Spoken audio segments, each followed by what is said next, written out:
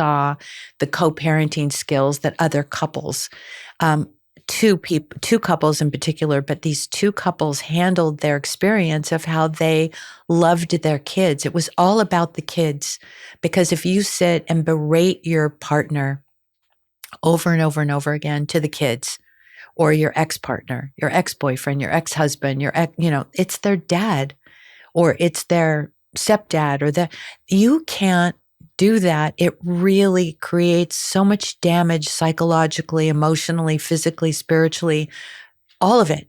The children don't know how to process that it's a grief. It's a separation. So my goal with my children was always their dad comes for Christmas morning and we spend New Year's Eve together and birthdays and celebrations. Robert Kardashian came to Kendall and Kylie's first birthdays, and he was there for every celebration, and they called him Uncle Robert. And he walked through that back door whenever he wanted, knowing there would be dinner on the table at 6:00, and he was always welcome. And it's the same way I now treat all of my kids' exes, which a lot of people don't understand, because if they treated them badly, but we've all dealt with those issues internally and privately. And we don't need to talk about these things anymore. It's been done. It's dealt with. We've done it. We've talked about it. We all know what happened. We've had it on the show or whatever's happened in our lives. Now it's time to grow the up, be mature. And I love who I loved, and I don't like what they've done. No, I don't.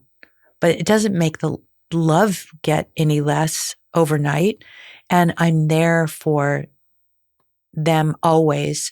And these are the fathers of my grandchildren. What would my grandkids think, 20 years from now, if their grandmother treated their dad poorly, or I wasn't loving and kind and compassionate and forgiving? So I teach my kids forgiveness. It's one of the biggest lessons that I can teach them, to forgive somebody who's treated you badly and move on. You may not completely forget, but you need to forgive. You need to let it go. It's not good for your soul. It's too much pressure on your heart, and I do love them, and I do love who they are, and I love their families. It's like with Travis Scott. I'm close to Travis, and I love his mom and his dad and his sister and his brother. They're family to us, and we share celebrations together. And same with Tristan, who comes walking in the back door and has, hey mom, what's up? I'm like, okay. So they're always around, and we embrace them.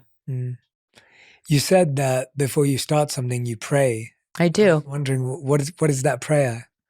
It's, dear God, please, surround me with your angels if I'm doing something that's dangerous, or when I go to bed at night, and just help me to see what you want me to see, and be the person that I need to be today, and just help me through these difficult times. Or I come to God in my prayers with lots of gratitude and thankfulness for the life that I have, or just the ability to help somebody else, because I think giving back is so important.